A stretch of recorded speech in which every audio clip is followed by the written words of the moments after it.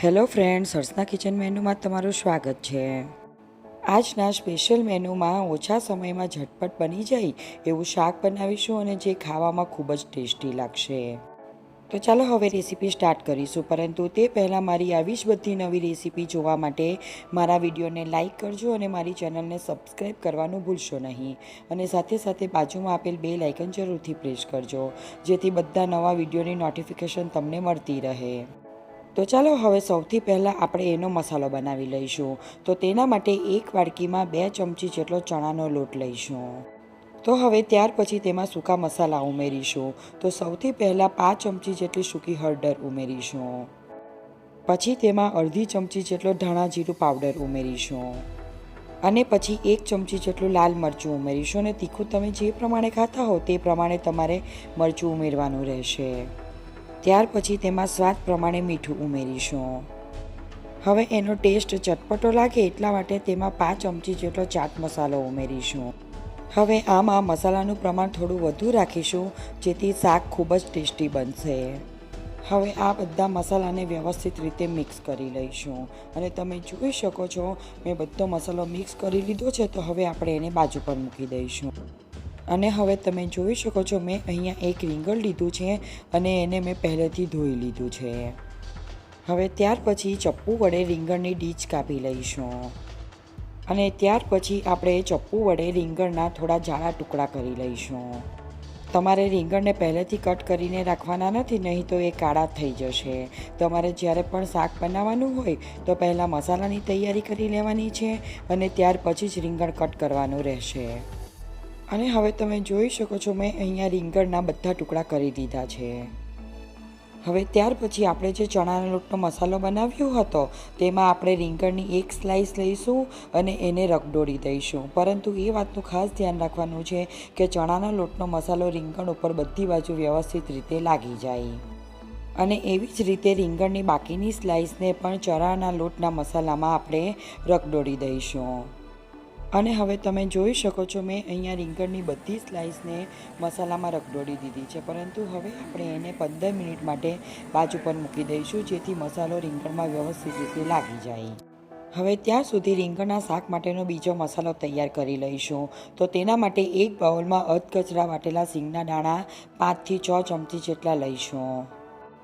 ત્યાર પછી તેમાં 5 ચમચી જેટલી સૂકી હળદર ઉમેરીશું, અને 1 ચમચી જેટલા ધાણા જીરુંનો પાવડર ઉમેરીશું।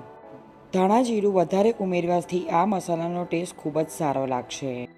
પછી એમાં 2 ચમચી જેટલા સફેદ તલ ઉમેરીશું, સ્વાદ પ્રમાણે મીઠું ઉમેરીશું, અને અડધી ચમચી જેટલી ખાંડ ઉમેરીશું।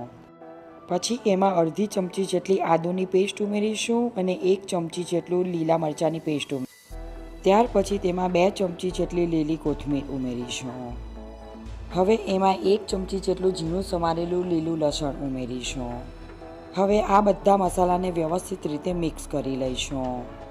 હવે બધો મસાલો વ્યવસ્થિત રીતે મિક્સ કરી દીધો છે।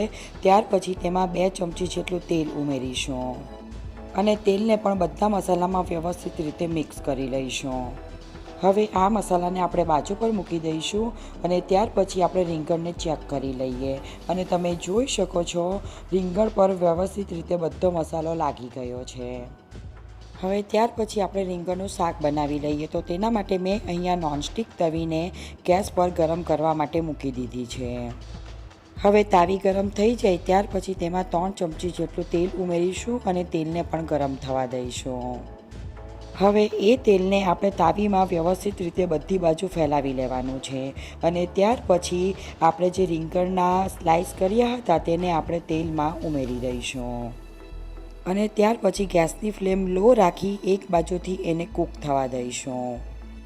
લગભગ 1 મિનિટ જેવું થઈ ગયું છે, અને તમે જોઈ શકો છો રીંગણ એક બાજુથી કૂક થઈ ગયા છે।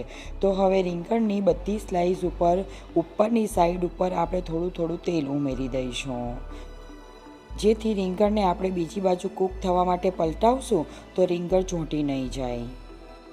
હવે ત્યાર પછી રીંગણને વારાફરતી બધી સ્લાઇસને આપણે પલટાવી લઈશું, અને હવે તમે જોઈ શકો છો એક બાજુથી રીંગણની સ્લાઇસ એકદમ પરફેક્ટ કૂક થઈ ગઈ છે। હવે ત્યાર પછી ફરીથી એમાં તેલ ઉમેરી દઈશું, અને આ રીંગણની સ્લાઇસને 1 થી 2 મિનિટ માટે કૂક થવા દઈશું। હવે ત્યાર પછી આપણે જે સિંગના દાણાનો મસાલો બનાવ્યો હતો તે મસાલાને ચમચી વડે રીંગણની બધી સ્લાઇસ ઉપર મૂકી દઈશું. અને આ સિંગના દાણાનો મસાલો એકદમ પાતળો નથી પાથરવાનો, થોડો જાડો પાથરીશું. અને હવે તમે જોઈ શકો છો મેં અહીંયા બધા રીંગણની સ્લાઇસ ઉપર મસાલો પાથરી દીધો છે.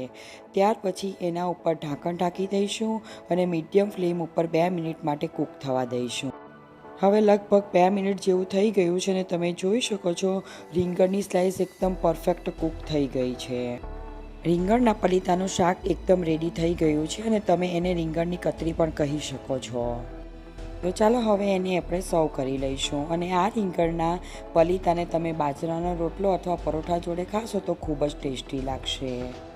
અને આ રીંગણના પલીતાને તમે ગુજરાતી કઢી અને ભાત જોડે ખાશો તો પણ ખૂબ જ ટેસ્ટી લાગશે. ત્યાર પછી તેના ઉપર લીલી કોથમીર સ્પ્રિંકલ કરી લઈશું. છે ને ઓછા સમયમાં ફટાફટ બની જાય એવી રેસીપી અને જે ખાવામાં ખૂબ જ ટેસ્ટી લાગે છે.